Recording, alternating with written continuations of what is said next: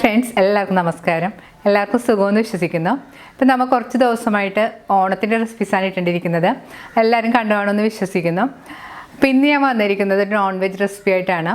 ഒരു ബീഫ് ബിരിയാണിയാണ് ഇവിടെ തയ്യാറാക്കുന്നത്. ഇത് എൻ്റെ വീട്ടിൽ സ്ഥിരമായിട്ട് ചെയ്യുന്നൊരു റെസിപ്പിയാണ്. നല്ല അടിപൊളി ടേസ്റ്റി ആയിട്ടുള്ള റെസിപ്പിയാണ്. നല്ല പെർഫെക്റ്റ് ആയിട്ട് നമുക്ക് ഈ റെസിപ്പി ഫോളോ ചെയ്യണമെങ്കിൽ ചെയ്തെടുക്കാൻ പറ്റും. അപ്പോൾ നിങ്ങൾ വീഡിയോ ഒക്കെ ഫുൾ സ്കിപ്പ് ചെയ്യാതെ കാണുക, ട്രൈ ചെയ്ത് നോക്കുക. തീർച്ചയായും നിങ്ങൾക്കിത് ഇഷ്ടപ്പെടും. ട്രൈ ചെയ്ത് നോക്കിയിട്ട് നിങ്ങളുടെ അഭിപ്രായം കമൻറ്റ് ബോക്സിൽ മറക്കരുത്. നിങ്ങളുടെ ഫ്രണ്ട്സായിട്ടൊക്കെ ഷെയർ ചെയ്യുക. അപ്പോൾ നമുക്ക് ഈ ബിരിയാണി ഉണ്ടാക്കാൻ തുടങ്ങാം.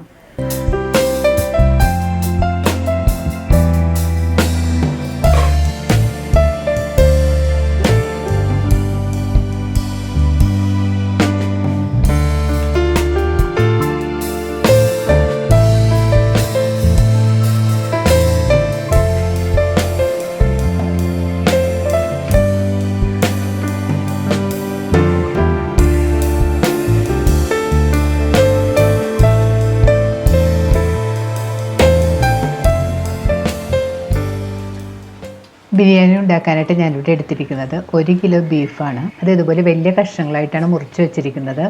ബീഫ് നല്ലതുപോലെ കഴുകി വെള്ളമെല്ലാം കളഞ്ഞതിന് ശേഷം അതിലേക്ക് 1 ടീസ്പൂൺ മഞ്ഞൾപ്പൊടിയും പാകത്തിന് ഉപ്പുപൊടിയും 2 ടേബിൾ സ്പൂൺ നാരങ്ങനീരും ചേർത്ത് നന്നായിട്ട് മിക്സ് ചെയ്തതിന് ശേഷം മാറ്റി വെച്ചതാണിത്. ഇത് ബിരിയാണിയുടെ മസാല ഉണ്ടാക്കാൻ ആവശ്യമായ സവാളയാണ്. 2 വലിയ സവാള കനം കുറച്ച് നീളത്തിൽ അരിഞ്ഞു വെച്ചതാണിത്. ഇനി നമുക്ക് വേണ്ടത് ഒരു 10 പച്ചമുളക് നീളത്തിൽ കീറിയത്, 2 ടേബിൾ സ്പൂൺ ഇഞ്ചി ചതച്ചത്, 2 ടേബിൾ സ്പൂൺ വെളുത്തുള്ളി ചതച്ചത്, 2 മീഡിയം തക്കാളി ഇതുപോലെ ചെറിയ കഷ്ണങ്ങളായിട്ട് മുറിച്ചത്. ബിരിയാണിക്ക് ആവശ്യമായ മസാലപ്പൊടികളാണിത്. 1.5 ടീസ്പൂൺ മുളക് പൊടി, 1 ടീസ്പൂൺ മല്ലിപ്പൊടി, 1 ടീസ്പൂൺ ഗരം മസാലപ്പൊടി, 1/2 ടീസ്പൂൺ ബിരിയാണി മസാല, 1/2 ടീസ്പൂൺ മഞ്ഞൾപ്പൊടി, കുറച്ച് മല്ലിയില, കുറച്ച് പുതിനയില. ഇനി നമുക്ക് ബിരിയാണി മസാല ഉണ്ടാക്കാൻ തുടങ്ങാം. അതിനായിട്ട് ഞാനിവിടെ ഒരു പ്രഷർ കുക്കർ ചൂടാക്കാൻ വെച്ചിട്ടുണ്ട്. പ്രഷർ കുക്കർ ചൂടായി വരുമ്പോൾ അതിലേക്ക് നമുക്ക് ആവശ്യത്തിന് വെളിച്ചെണ്ണ ഒഴിച്ചു കൊടുക്കാം. വെളിച്ചെണ്ണ അല്ലെങ്കിൽ നിങ്ങൾക്ക് ഇഷ്ടമുള്ള ഏത് ഓയിൽ വേണമെങ്കിലും ഉപയോഗിക്കാം. പക്ഷേ വെളിച്ചെണ്ണയിൽ ചെയ്യുന്നതാണ് കൂടുതൽ ടേസ്റ്റ്. എണ്ണ നല്ലതുപോലെ ചൂടായി വരുമ്പോൾ അതിലേക്ക് നമുക്ക് അരിഞ്ഞു വെച്ചിരിക്കുന്ന 2 സവാള ഇട്ട് കൊടുക്കണം. സവാള ഇട്ട് കൊടുക്കുമ്പോൾ കൈ കൊണ്ടൊന്ന് വിടർത്തി ഇട്ട് കൊടുക്കുക. അപ്പോൾ സവാള പെട്ടെന്ന് വഴന്ന് കിട്ടും. സവാള ചേർത്ത് കഴിഞ്ഞ് സ്പൂൺ കൊണ്ട് നന്നായിട്ട് വഴറ്റി കൊടുക്കണം. ഇതിലേക്ക് 1 ടീസ്പൂൺ ഉപ്പുപൊടിയും കൂടി ചേർത്ത് നന്നായിട്ട് വഴറ്റി കൊടുക്കാം. ഉപ്പുപൊടി ചേർത്ത് വഴറ്റുമ്പോഴത്തേക്ക് സവാള പെട്ടെന്ന് വഴന്ന് കിട്ടും.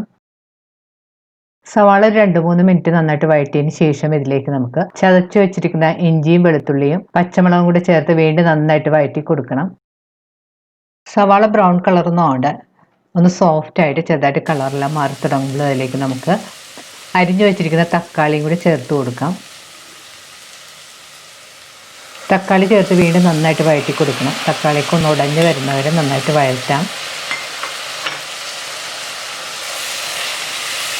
ഇപ്പോൾ തക്കാളി നല്ലതുപോലെ ഉടഞ്ഞു വന്നിട്ടുണ്ട്. ഇനി ഇതിലേക്ക് നമുക്ക് എടുത്തു വെച്ചിരിക്കുന്ന മസാലപ്പൊടികൾ ചേർത്ത് കൊടുക്കാം.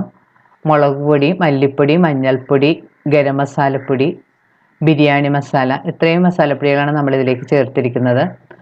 ഇവ ചേർത്ത് നന്നായിട്ട് വഴറ്റി കൊടുക്കണം. ബിരിയാണി മസാല നമുക്ക് പല ബ്രാൻഡിൻ്റെയും കടയിൽ വാങ്ങാൻ കിട്ടും. ഞാനങ്ങനെ കടയിൽ നിന്ന് വാങ്ങിയ ബിരിയാണി മസാലയാണ് ഇതിനായിട്ട് ഉപയോഗിച്ചിരിക്കുന്നത്. ഒരു മീഡിയം ഫ്ലെയിമിൽ വെച്ച് 2-3 മിനിറ്റ് നന്നായിട്ട് വഴറ്റി കൊടുക്കാം. മസാലയുടെ പച്ചമണമൊക്കെ ഒന്ന് മാറുന്നത് വരെ ഒന്ന് വഴറ്റണം. ഇപ്പോൾ മസാലയുടെ പച്ചമണമെല്ലാം നന്നായിട്ട് മാറി വന്നിട്ടുണ്ട്. ഈ സമയത്ത് നമുക്കിതിലേക്ക് 1/4 കപ്പ് തൈരും അരിഞ്ഞു വെച്ചിരിക്കുന്ന മല്ലിയിലയും പുതിനയിലയും കൂടി ചേർത്ത് കൊടുക്കണം. ഇവ ചേർത്ത് വീണ്ടും ഒരു 2 മിനിറ്റ് നന്നായിട്ട് വഴറ്റി കൊടുക്കാം.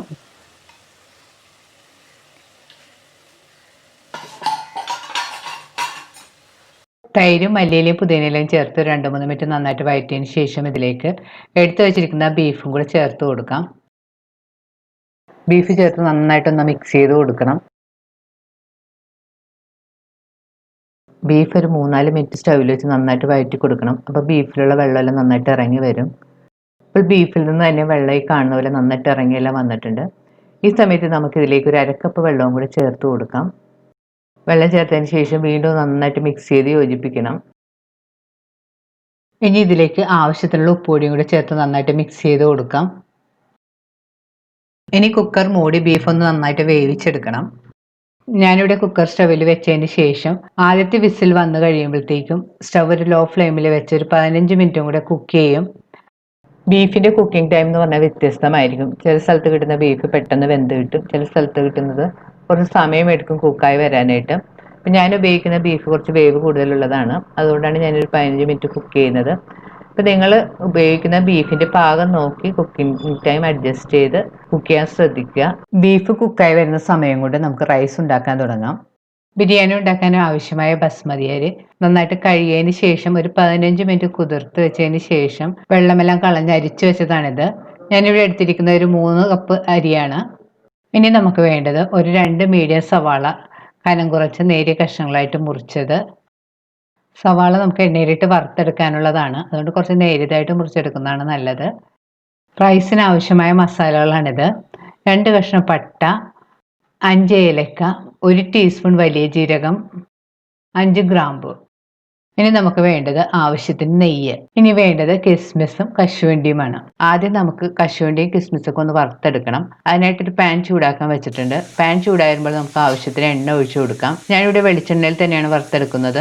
നിങ്ങൾക്ക് വേണമെങ്കിൽ വെളിച്ചെണ്ണക്ക് പകരമായിട്ട് നെയ്യോ അല്ലെങ്കിൽ വെജിറ്റബിൾ ഓയിലോ വേണമെങ്കിൽ യൂസ് ചെയ്യാം. ഇപ്പോൾ എണ്ണ നന്നായിട്ട് ചൂടായി വന്നിട്ടുണ്ട്. ഇതിലേക്ക് നമുക്ക് കഷ്ണങ്ങളായിട്ട് വെച്ചിരിക്കുന്ന കശുവണ്ടി ചേർത്ത് നന്നായിട്ട് വറുത്തെടുക്കണം. കശുവണ്ടി ചെറുതായിട്ട് കളർ മാറി തുടങ്ങുമ്പോൾ അതിലേക്ക് നമുക്ക് എടുത്ത് വെച്ചിരിക്കുന്ന കിസ്മിസും കൂടെ ചേർത്ത് കൊടുക്കാം.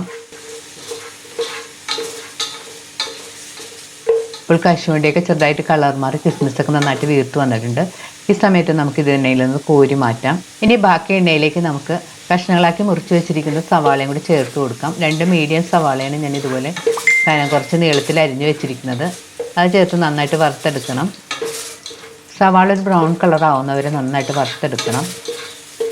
ഇപ്പോൾ സവാള മൂത്തൊരു ബ്രൗൺ കളറായി വന്നിട്ടുണ്ട്. ഇനി നമുക്കിത് എണ്ണയിൽ നിന്ന് കോരി മാറ്റാം. ഇനി ബാക്കി എണ്ണയിലേക്ക് നമുക്ക് കുറച്ച് നെയ്യും കൂടി ചേർത്ത് കൊടുക്കാം. ഞാൻ ഇതിലേക്ക് 1 ടേബിൾ സ്പൂൺ നെയ്യാണ് ചേർത്ത് കൊടുത്തിരിക്കുന്നത്. നെയ്യ് നന്നായിട്ട് ചൂടായിരുമ്പോൾ അതിലേക്ക് നമുക്ക് പട്ട, കറിവേപ്പില, ഏലക്ക, വലിയ ജീരകം കൂടി ചേർത്ത് പൊട്ടിക്കണം. സ്പൈസസ് എല്ലാം നന്നായിട്ട് പൊട്ടി വരുമ്പോൾ ഇതിലേക്ക് നമുക്ക് കഴുകി വെള്ളം കളഞ്ഞ് വെച്ചിരിക്കുന്ന അരിയും കൂടി ചേർത്ത് കൊടുക്കാം.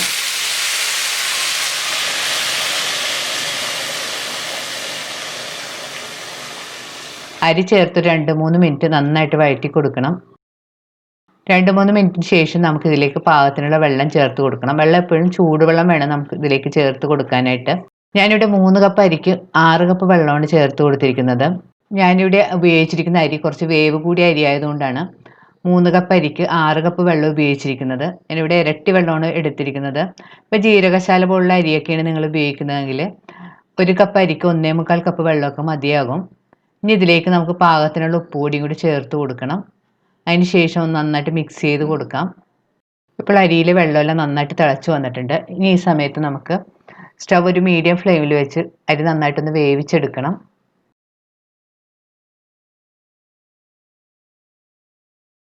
സ്റ്റവ് ഒരു മീഡിയം ഫ്ലെയിമിൽ വെച്ച് കുറച്ച് സമയം നമുക്ക് മൂടി വെച്ച് വേവിക്കാം. ഇപ്പോൾ അരിയിലെ വെള്ളമെല്ലാം വറ്റി അരി നല്ല പാകത്തിന് വെന്ത് വന്നിട്ടുണ്ട്. ഇനി നമുക്കൊന്ന് മിക്സ് ചെയ്തതിന് ശേഷം നോക്കാം. അരി കണ്ട നല്ല പാകത്തിന് വെന്ത് വന്നിട്ടുണ്ട്. കൂടുതൽ വെന്തൊന്നും പോയിട്ടില്ല. ഈ പാകത്തിന് വേണം വേവിച്ചെടുക്കാനായിട്ട്.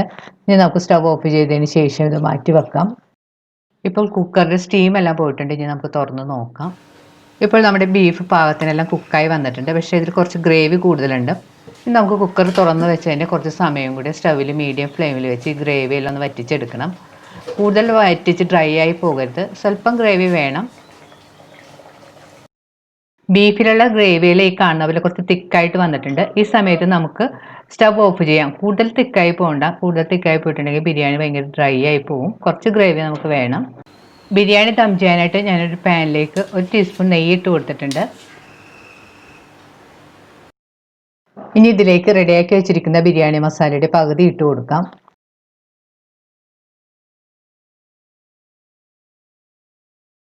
ഇനി മസാലയുടെ പുറത്തേക്ക് റെഡിയാക്കി വെച്ചിരിക്കുന്ന ചോറിൽ നിന്ന് പകുതി ഭാഗം ചോറും കൂടി ഇട്ട് കൊടുക്കാം.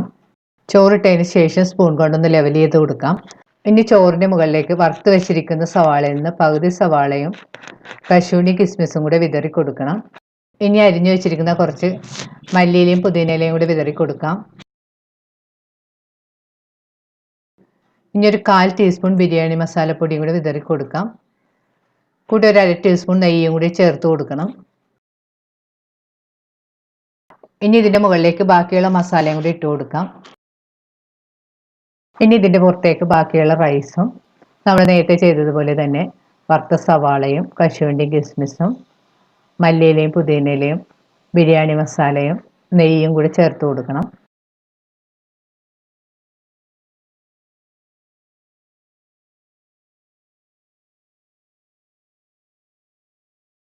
ഇനി നമുക്ക് പാൻ മൂടി കൊടുക്കാം. ഞാനിവിടെ ഒരു പഴയ നോൺ സ്റ്റിക്ക് പാൻ സ്റ്റവിൽ ചൂടാക്കാൻ വെച്ചിട്ടുണ്ട്. അതിൻ്റെ മുകളിലേക്ക് നമുക്ക് ബിരിയാണി പാത്രം ഇറക്കി വെച്ച് കൊടുക്കാം. അപ്പം നിങ്ങളുടെ കയ്യിൽ പഴയ ദോശത്തവയൊക്കെ ഉണ്ടെങ്കിലും നമുക്ക് ഇതുപോലെ വെച്ചിട്ട് ബിരിയാണി ദം ചെയ്തെടുക്കാം. ഒട്ടും അടിയിൽ പിടിക്കാൻ നല്ല പെർഫെക്റ്റ് ആയിട്ട് നമുക്ക് ചെയ്തെടുക്കാൻ പറ്റും. ബിരിയാണി പാനിൻ്റെ പുറത്ത് വെച്ചതിന് ശേഷം ഒരു മീഡിയം ഫ്ലെയിമിൽ ഒരു 10 മിനിറ്റ് വെച്ച് കുക്ക് ചെയ്യണം. നമ്മൾ ഇതുപോലെ പാനിൻ്റെ പുറത്ത് വെച്ച് ദം ചെയ്യുന്നതാണ് ഒട്ടും അടിയിൽ പിടിക്കുമെന്ന് പേടിക്കൊന്നും വേണ്ട. ഇപ്പോൾ ബിരിയാണി ദം ചെയ്യാൻ വെച്ചിട്ട് 10 മിനിറ്റ് എല്ലാം കഴിഞ്ഞിട്ടുണ്ട്. ഇനി നമുക്ക് തുറന്ന് നോക്കാം. തുറക്കുമ്പോൾ തന്നെ നല്ലൊരു മണം മുക്കിലേക്ക് എടുക്കുന്നുണ്ട്. നല്ല സവാള വറുത്തതിൻ്റെ നെയ്യുടെയൊക്കെ നല്ല മണം വരുന്നുണ്ട്. തുറന്നതിന് ശേഷം നമുക്ക് സ്പൂൺ കൊണ്ടൊന്ന് മിക്സ് ചെയ്ത് യോജിപ്പിക്കാം. നല്ലൊരു കൊതിയൂർന്ന മണമാണ് വരുന്നത്. ആ മസാലയുടെ എല്ലാം നല്ലൊരു മണം വരുന്നുണ്ട്. ബിരിയാണി നമുക്ക് മൊത്തം മിക്സ് ചെയ്ത് വെക്കണമെങ്കിൽ അതുപോലെ വെക്കാം, അല്ലെങ്കിൽ ഒരു സൈഡിൽ നിന്ന് കട്ട് ചെയ്തെടുക്കാം. അതെല്ലാം നിങ്ങളുടെ താല്പര്യം പോലെ ചെയ്യാം. റെഡിയായ ബിരിയാണി നമുക്കൊരു സർവിങ് പ്ലേറ്റിലേക്ക് മാറ്റാം. അതിൻ്റെ മുകളിൽ നമുക്ക് വറുത്ത് വെച്ചിരിക്കുന്ന കശുവണ്ടി, മുന്തിരി, ബിരിയാണി നമുക്ക് റൈത്ത, സാലഡ്, പപ്പടം, പുളിയിഞ്ചി, പിക്കിൾ ഇവയുടെയൊക്കെ അടിപൊളി കോമ്പിനേഷനാണ്. അപ്പോൾ നിങ്ങളിത് ട്രൈ ചെയ്ത് നോക്കുക. ട്രൈ ചെയ്ത് നോക്കിയിട്ട് നിങ്ങളുടെ അഭിപ്രായം കമൻറ്റ് ബോക്സിൽ മറക്കരുത്. നിങ്ങളുടെ ഫ്രണ്ട്സായിട്ടൊക്കെ ഷെയർ ചെയ്യുക. വീണ്ടും ഇതുപോലെ നല്ല അടിപൊളി റെസിപ്പി ആയിട്ട് നമുക്ക് കാണാം. താങ്ക്